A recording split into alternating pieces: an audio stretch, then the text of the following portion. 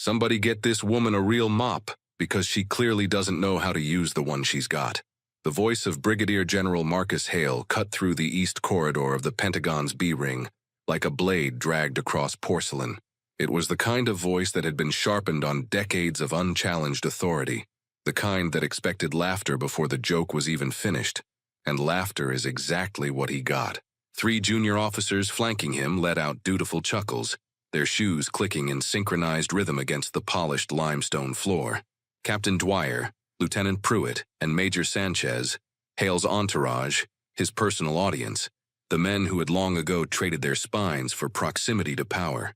They laughed because laughing was their job, because not laughing meant reassignment, because General Marcus Hale had ended careers over smaller slights than a missing smile. And there she was, the target of the joke, a woman on her knees in the hallway wringing out a mop into a yellow industrial bucket. She was small, 5'4" at the most, with dark hair pulled back in a tight, unremarkable bun beneath a navy blue ball cap. Her uniform was the standard janitorial issue, shapeless gray polo tucked into dark cargo pants, an ID badge clipped to her chest that read, E. Vasquez, Facility Support. No rank, no insignia. No reason, in General Hale's estimation, to be treated as anything more than furniture. Hale stopped walking. He didn't go around her. Men like Hale never went around anyone. He stood directly over her, close enough that the scent of his cologne, an aggressive cedar and bergamot blend he had custom-ordered from a boutique in Georgetown, settled over her like a fog. His shoes, mirror-polished oxblood leather, were inches from the puddle of soapy water pooling around her bucket. "You missed a spot," he said, pointing at the floor with one thick finger. "Actually, you missed about 30. What are we paying you for?" She didn't look up. Her hands kept moving, wringing the mop, methodical, even. There was something in the way she worked, an economy of movement that didn't belong in the hands of someone pushing a mop. Each motion was deliberate, stripped of waste, as if every calorie of energy was being rationed for a purpose no one in that hallway could see. "Hey." Hale's voice dropped half an octave. He didn't like being ignored. He had once dressed down a full-bird colonel in front of an entire battalion for failing to make eye contact during a briefing. A cleaning woman ignoring him in his own building was not something his psychology could absorb without consequence. "I'm talking to you. You speak English?" "Yes, sir," she said quietly. Her voice was calm, flat, not submissive, flat. There's a difference. Submissive voices tremble at the edges. Flat voices have had the trembling trained out of them. Captain Dwyer smirked. Lieutenant Pruitt looked at his shoes. Major Sanchez crossed his arms and leaned against the wall, a spectator settling in for a show he didn't have the courage to stop. "Yes, sir," Hale mimicked, turning to his entourage with a grin that creased the deep lines around his jaw. "Well, at least she knows that much. Tell you what, sweetheart, when I walk through this corridor, I expect to see my reflection in this floor, you understand? My reflection. This isn't some strip mall you're mopping. This is the Pentagon, the beating heart of the United States military, and you're turning it into a truck stop restroom." He looked down at her again, waiting for the flinch, waiting for the apology, waiting for the submissive shuffle that would confirm his place in the natural order. But the woman, E. Vasquez, simply placed the mop back into the bucket, rose to her feet with a fluid, unhurried motion that carried no wasted momentum, and looked at him. She looked at him the way a surgeon looks at an X-ray, clinical, detached, measuring, and then she breathed. 4 counts in through the nose, 4 counts hold, 4 counts out through the mouth. It was invisible to the junior officers. It was invisible to Hale, but it was not invisible to everyone. 40 feet down the corridor, seated on a bench outside the office of the Joint Chiefs, Master Gunnery Sergeant Raymond Chief Delacroix was pretending to read a personnel file. He was 61 years old. He had been in the Marine Corps for 38 of those years. He had served in Fallujah, Helmand Province, 3 rotations in undisclosed locations that still didn't appear on any official record, and he had spent the last 4 years in the Pentagon as a senior liaison for Special Operations Command, which was a polite way of saying he was the institutional memory that kept the building from forgetting its own secrets. Chief Delacroix was not reading the personnel file. He was watching the cleaning woman. He had noticed her 45 minutes ago when she first appeared on the B-ring with her cart and her bucket and her mop. He had noticed her because of the way she walked. Civilians walk with their weight centered high, in their chests and shoulders. Soldiers walk with their weight low in their hips and legs. This woman walked with her weight nowhere, distributed so evenly across her frame that she seemed to glide, a characteristic he had only ever seen in two types of people: professional dancers and Tier 1 operators. He had told himself he was imagining things. A janitor in the Pentagon. He was getting old, seeing ghosts in every shadow. But then he had watched her mop, and his blood had gone cold. Because she wasn't mopping randomly. She was clearing the corridor in a pattern, left to right, near wall to far wall, always maintaining a line of sight to every doorway and exit. It was a clearing pattern, a room clearing pattern. CQB fundamentals so deeply embedded in her muscle memory that she was executing them unconsciously while pushing a mop across a hallway floor. Now he watched her stand in front of a Marine brigadier general, absorb his abuse without a flicker of emotion, and execute a tactical breathing sequence that was taught exclusively in programs so classified that even their acronyms were redacted from official documentation. Chief Delacroix closed the personnel file. His mouth had gone dry. A thought was forming in his mind, a terrible, electric thought, and he could not stop it. He knew who she was. No, he didn't know. He suspected. And the suspicion alone was enough to make the sweat bead along the back of his neck. Because if he was right, then General Marcus Hale was not bullying a cleaning woman. He was standing in front of a loaded weapon and pulling the trigger on himself. Back in the corridor, Hale was not finished. Men like Hale were never finished. Humiliation was not an event for him. It was a hobby. He fed on the silence of people who couldn't fight back, mistaking their restraint for weakness, their composure for submission. "You know what your problem is?" he said, stepping closer. Close enough now that his chest was nearly touching her shoulder. He was 6'2", 220 pounds, a former offensive lineman at Annapolis, who still carried himself with the physical entitlement of a man who had spent his formative years moving other human beings out of his way by force. "Your problem is you think this badge," he flicked her ID badge with his index finger, hard enough that it snapped against her collarbone, "means you belong here. It doesn't. You're a temp, a contractor. You're not even a real employee. You're a line item on a budget that I could cross out with a phone call." She did not step back. She did not flinch when his finger struck her badge. She absorbed the contact the way a sand dune absorbs a bullet, completely, silently, without alteration to its form. Her eyes remained fixed on his, and in them there was something that should have terrified him if he had been perceptive enough to recognize it. It was patience. Not the patience of someone enduring a bad day. The patience of someone who had once lain motionless in a shallow grave of mud and leaves for 53 hours in a denied territory, waiting for a single window of opportunity measured in fractions of a second. The patience of a predator so disciplined that it could let prey step on its back without moving. "Do you have anything to say for yourself?" Hale demanded. "The floor will be dry in about 4 minutes, sir," she said. "You might want to watch your step." Chief Delacroix, 40 feet away, felt his stomach drop. Because that voice, that cadence. He had heard it once before, 7 years ago, in a classified after-action briefing at Dam Neck, Virginia. A woman's voice delivering a debrief on an operation that had no name, no paper trail, and no official participants. An operation that had neutralized a high-value target in a country the United States was not officially operating in. The briefing room had contained only 9 people, all with 6 clearance or above, and every one of them had been instructed to forget the woman's face the moment they left the room. Delacroix had tried to forget. He had mostly succeeded, but the voice, flat, precise, carrying the quiet weight of someone who had seen the very bottom of what human beings were capable of and had chosen to keep going anyway. That voice he could not erase. Hale's face reddened. The junior officers behind him shifted uncomfortably. Captain Dwyer cleared his throat, a sound that in any rational hierarchy would have been a signal to de-escalate. But Hale was not rational. Hale was a man who had been promoted past his competence by a system that rewarded political maneuvering over tactical merit, and he had long ago stopped being able to distinguish between authority and dominance. "Watch my step," Hale repeated. He let out a laugh, a sharp percussive bark that echoed off the limestone walls. "Did you just tell a brigadier general of the United States Marine Corps to watch his step?" He turned to his entourage. "Did you hear that? The mop lady is giving me safety advice. He turned back to her. Let me give you some advice, sweetheart.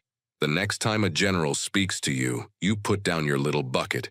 You stand up straight, and you say, "Yes, sir. I'm sorry, sir." You don't look me in the eye. You don't talk back.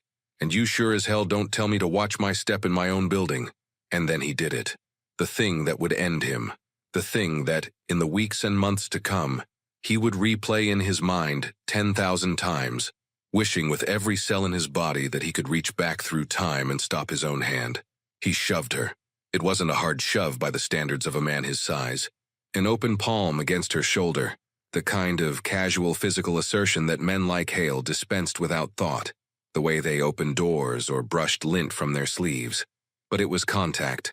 Unwanted, aggressive, deliberate physical contact with a woman in a federal building, initiated by a general officer in front of 3 witnesses. She moved with the shove, not because it moved her. Delacroix could see that clearly from his vantage point. She let it move her.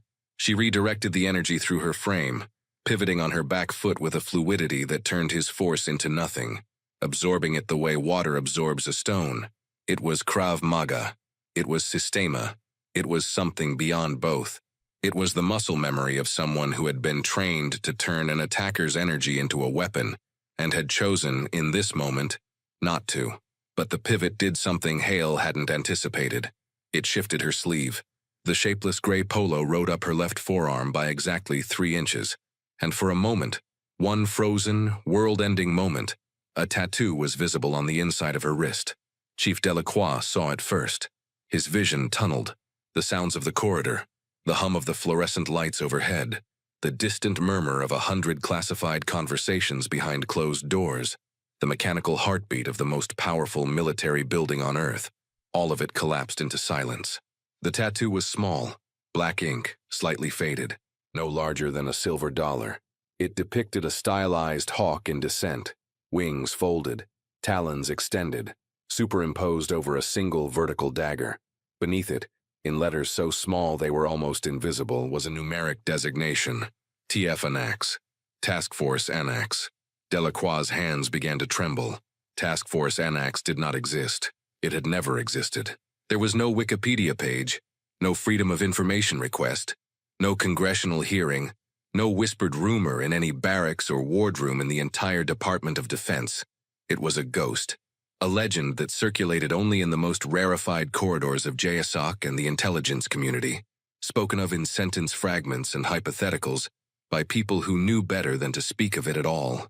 A direct action unit that answered to no branch, no command structure, and no authority short of the National Command Authority itself. Its operators were selected from the top fraction of a % of every special operations pipeline in the military.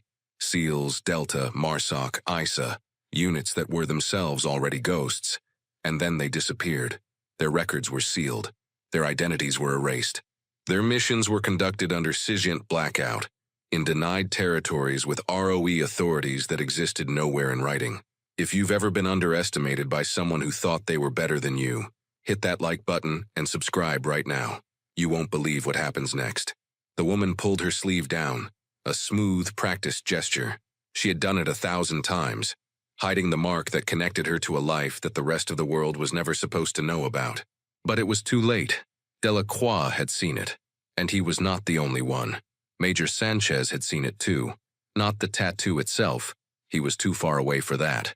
But he had seen the movement, the reflexive concealment, the way her eyes had tracked to her own wrist with an urgency that did not belong to a cleaning woman. Sanchez was not a stupid man.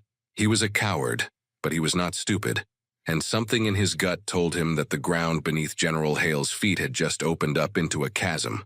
For a long moment, nothing happened. Hale stood there, his hand still half extended from the shove, his face arranged in the smug architecture of a man who believed he had just won something. The woman stood across from him, her sleeve pulled down, her expression unchanged, her breathing steady. And then the corridor doors opened. Not one door, 3 doors.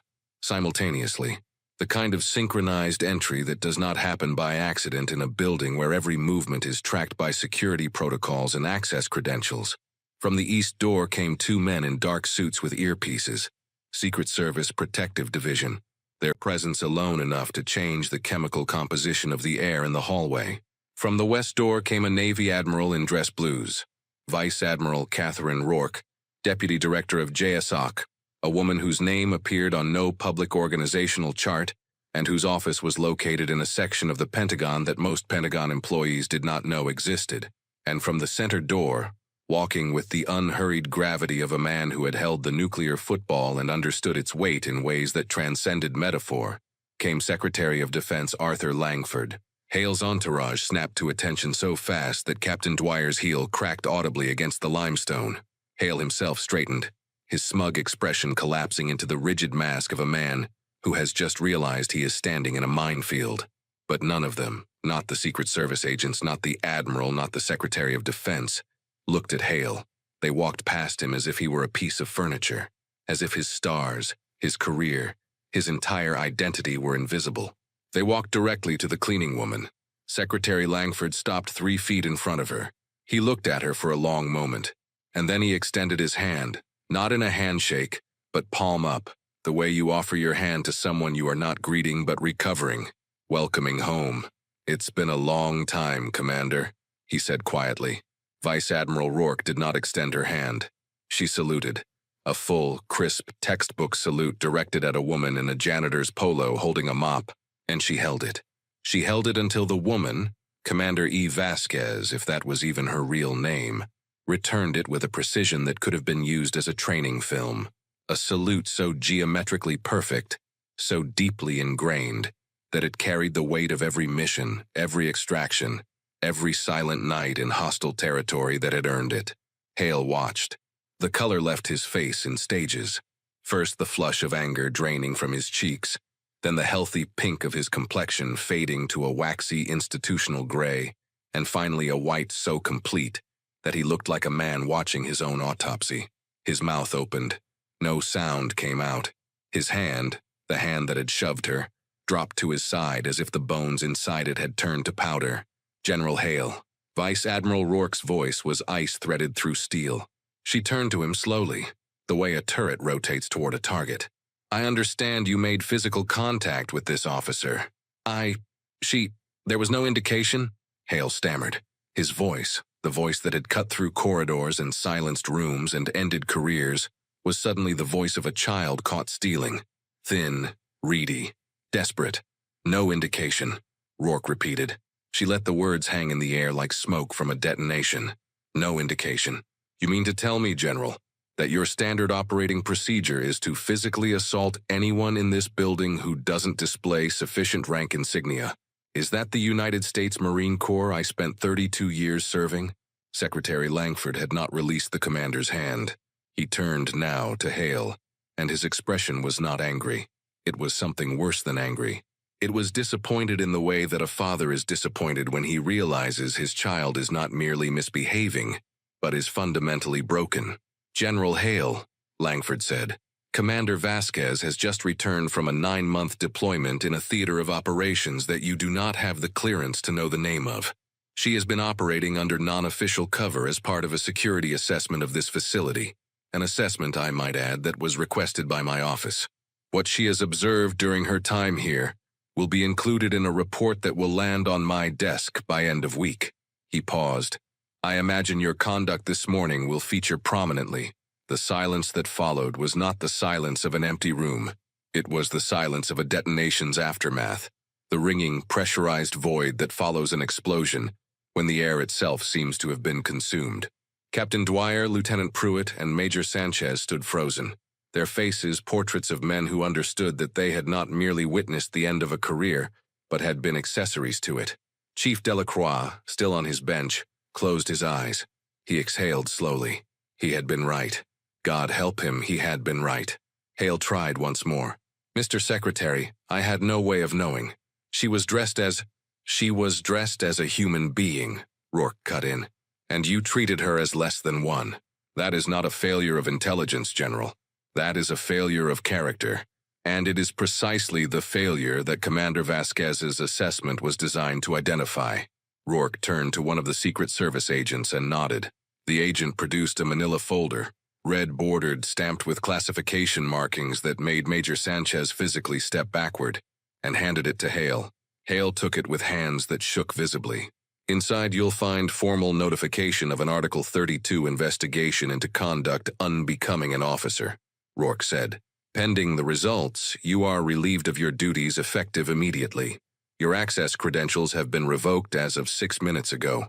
These gentlemen will escort you to your office to collect personal items only. Do you understand?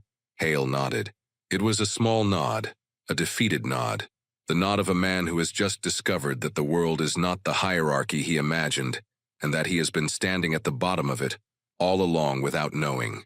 He did not look at Commander Vasquez again. He could not. Looking at her would mean acknowledging that everything he had built his identity upon, the stars on his shoulders, the volume of his voice, the physical size of his body, the assumption that power flows downward from the visible to the invisible, was a lie. And that lie was the only architecture holding him upright. The Secret Service agents flanked him. Captain Dwyer and Lieutenant Pruitt peeled away like satellites released from a dying planet's gravity, suddenly desperate to establish distance from the man they had orbited for years. Major Sanchez lingered one moment longer, his eyes finding Commander Vasquez with an expression that was equal parts horror and awe, before he too turned and disappeared down the corridor. The hallway emptied. The fluorescent lights buzzed overhead, indifferent, their 60 hertz hum the only sound in a corridor that had just hosted the quiet execution of a general officer's career. Secretary Langford released Commander Vasquez's hand. He studied her face, a face that revealed nothing, that had been trained to reveal nothing, that had looked into the eyes of warlords and arms dealers and men who traded in human suffering, and had never once betrayed the storm behind it. "How are you, Elena?" he asked. Not as a Secretary of Defense to a commander, as a human being to another human being who had sacrificed more than anyone in that building would ever know. "Still standing, sir," she said. Langford nodded. "Your cover extraction team is waiting at the south entrance. Debrief at 1600 at the annex." He paused. "And Elena, for what it's worth, I'm sorry you had to endure that." "Respectfully, sir," she said. "That man was the least dangerous thing I've encountered this year." Langford almost smiled. Almost. He turned and walked back through the center door, the Secret Service detail closing around him like water filling a void. Vice Admiral Rourke held the commander's gaze for one more moment, a look that passed between two women who had navigated a world designed to overlook them, and had emerged not with bitterness, but with a quiet, unshakable authority that no star or insignia could confer. Then Rourke left, and the corridor was empty. Commander Vasquez stood alone in the hallway. She looked down at the mop still resting in the yellow bucket. The soapy water had gone cold. The floor was almost dry. She reached down, pulled the mop from the bucket, and placed it neatly against the wall. She removed the ID badge, E. Vasquez, Facilities Support, and set it on the cart. Beneath the badge, against her chest, was a second identification card, one with no name, no photograph, and a black border that indicated a classification level so high it existed in a category beyond top secret, in a stratum of secrecy that most intelligence professionals would never encounter in their entire careers. She walked to the bench where Chief Delacroix sat. She stopped in front of him. He looked up at her, and in his old, weathered eyes was the unmistakable sheen of a man fighting to keep his composure. "You knew," she said. "It was not a question. The way you held the mop," he said quietly. "Support hand forward, dominant hand back. CQB grip, dead giveaway." The faintest ghost of a smile crossed her lips. "Getting sloppy in my old age." "No, Commander," Delacroix said. "I'm just old enough to remember what to look for." She held his gaze for a moment, then placed her hand briefly on his shoulder, a gesture so small, so human, that it seemed to belong to a different world than the one they both inhabited. Then she turned and walked down the corridor toward the south exit. Her footsteps made no sound on the limestone. Her shadow moved across the wall like something that did not entirely belong to the physical world. At the south entrance, a black vehicle with no plates idled at the curb. She climbed into the back seat without breaking stride. The door closed. The vehicle pulled away from the Pentagon and merged into the anonymous river of traffic on the highway, becoming invisible in the way that only something designed to be invisible can. On the seat beside her was a secure tablet, its screen already active. A single message glowed in green text against a black background. No sender, no subject line, no encryption header, just 8 words. Tower 4 sends regards, grid tango active. She read it once. The screen wiped itself. She placed the tablet face down on the seat and looked out the window at the Virginia skyline sliding past. The monuments, the office buildings, the ordinary world going about its ordinary business, unaware that the woman in the back of an unmarked car had just spent 9 months mopping their floors and was now being called to a place that existed on no map to do a thing that would never be spoken of, for people who would never know her name. She closed her eyes. 4 counts in. 4 counts hold, 4 counts out. The vehicle turned south and disappeared. Every soldier carries a story that few ever hear. Listen with your heart. Thank you for staying and watching. Subscribe to Beyond the Rank for more.